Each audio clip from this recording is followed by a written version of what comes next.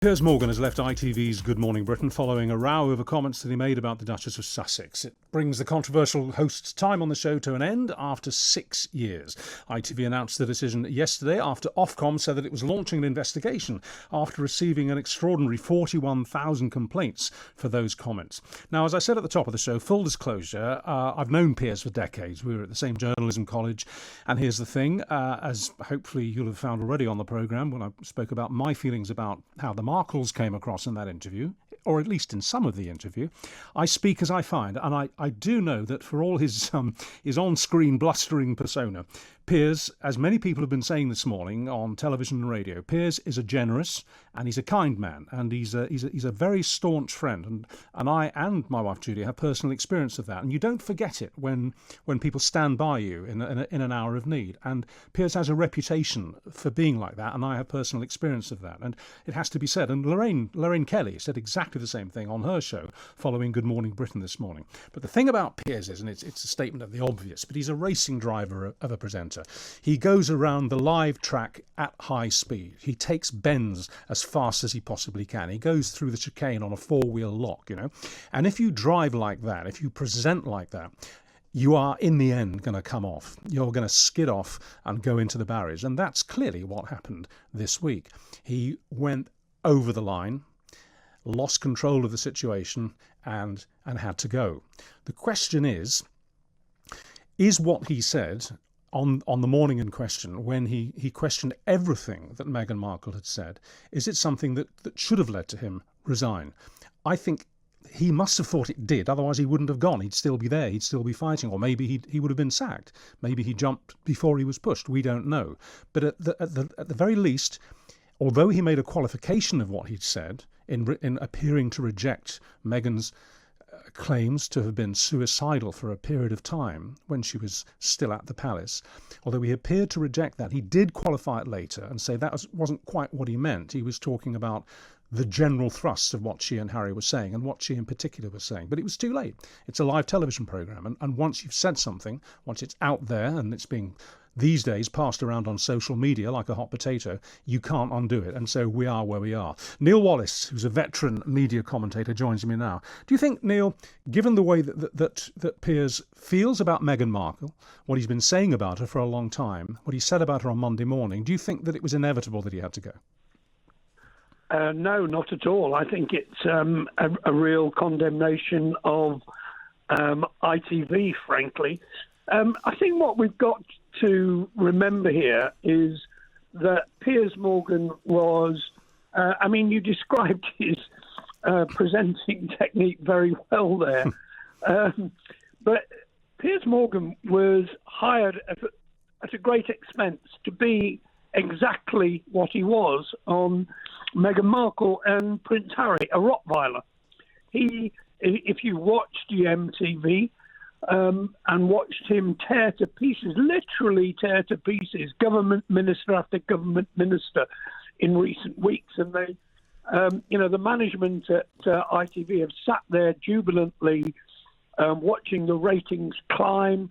That's what they bought. But the problem is that there was a point in which they could say there was a step too far. Now, there's a claim in the Telegraph this morning, as I'm sure you've seen, that Meghan Markle herself complained to ITV about what Piers had said.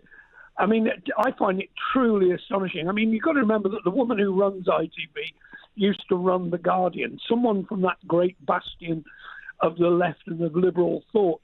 The idea that they should effectively throw out their star presenter because they had a complaint about his views, I found totally staggering. Well, to play devil's advocate then, couldn't it be argued that the reason that Piers was presumably asked to resign, we're hearing that he refused to make an apology, although he had made a qualification.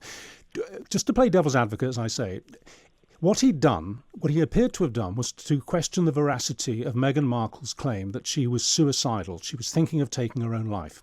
And if you say to somebody who says that publicly, and I think having watched the programme personally, believably, I don't think she was making that up. And I'm sure a lot of people, whatever they think about what Meghan and Harry said, most people would accept that she was speaking the truth on that subject. If you say publicly, you can say what you like on the sofa in the living room, but if you say publicly that they've lied about that, quite apart from the impact on that person, set that to one side, what the message you're sending out is, if you too, listening to this or watching this programme, have been suicidal and you want to come out about it and you want to share it, you may not be believed, which is another layer of difficulty for you. And that's what Mind, the mental health charity, was so angry about. They said that if you deny people the belief that they're telling you the truth when they say that they're suicidal, you're potentially doing, if you do it publicly, you're not just damaging them, you're damaging people who also may be harbouring secret feelings of feeling suicidal and who would benefit from speaking out about it. It's a dangerous thing to do.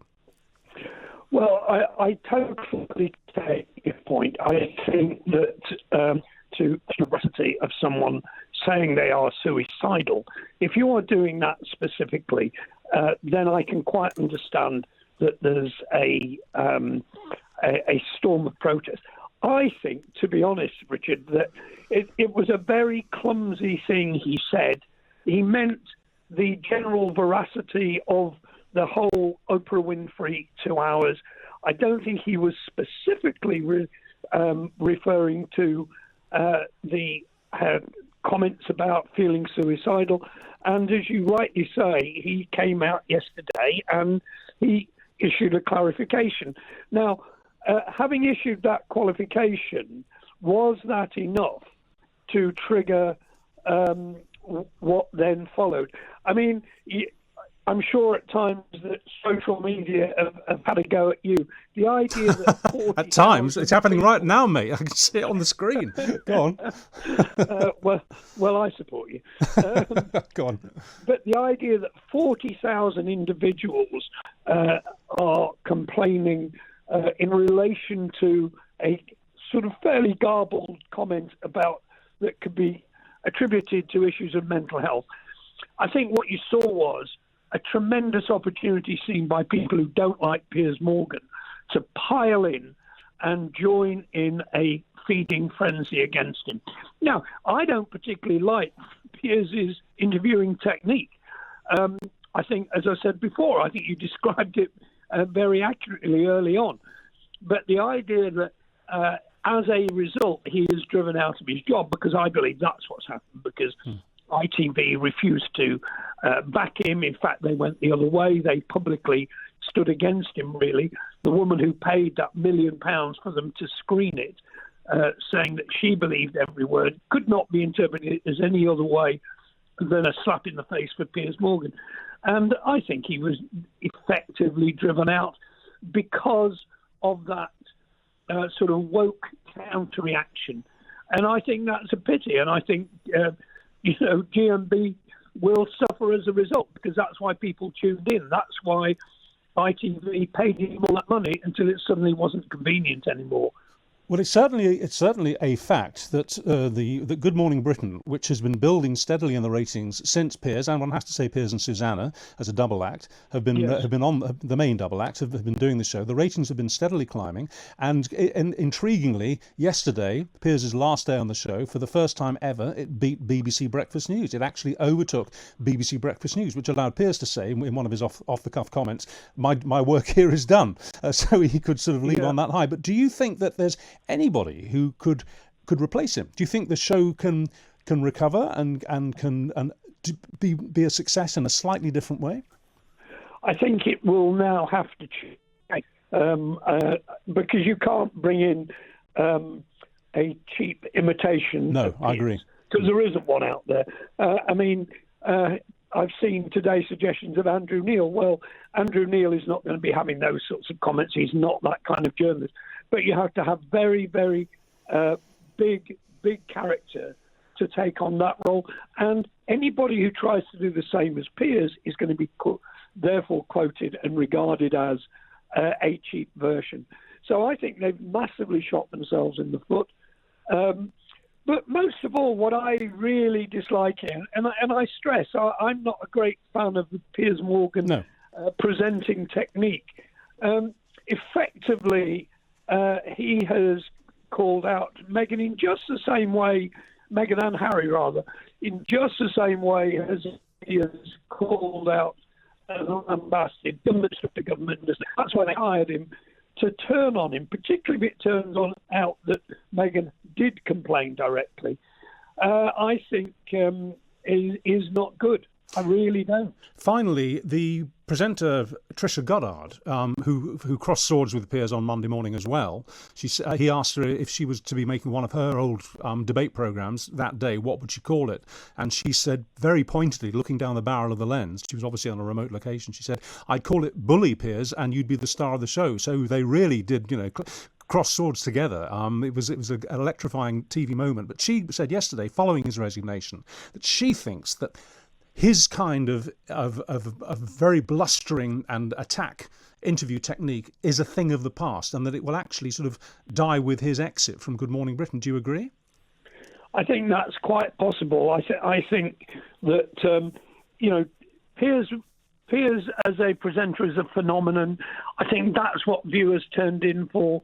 I think that's what they wanted. And people don't come back. You know better than me about this. People don't come back if they don't like what you're doing. People don't come back if they disagree with you. And I think he had a big fan base. The problem is he's Marmite, isn't he? Yeah, absolutely. There are those people who really could not stand him, who cannot stand him, and react accordingly. And that's where I think you'll find a huge amount of that 41,000 complaints to Ofcom will have come from. Right, I think you're absolutely right there. But you say he's Marmite. I'd add to that a little bit. I think he's a cork with Marmite on it, because like a cork, he will bob to the surface again. We know that he'll reappear before very long at all. He said that himself this morning. I mean, and this is his sort of elliptical path in life, isn't it? He makes a big noise until he has to go. It happened in America when he took over from Larry King, and eventually basically got pushed out because he was telling America that they were all wrong about gun control, and he's absolutely right to say, but it cost him his job. He had to leave the Daily Mirror under a cloud there because of the faked pictures of British soldiers appearing to torture Iraqi captives. He said in his defence that yes, they were fake, but they were the fake pictures of actual things that were happening, which wasn't enough to save his career. Now he said what he said about Meghan Markle, and after 6 years at GMB, he's gone from there. Where do you think he'll pop up next? I really don't know, but I guarantee he will pop up next. He will pop up again. Smelling strongly of Marmite. All right. Neil, thank you very much indeed for your time. I enjoyed that. It's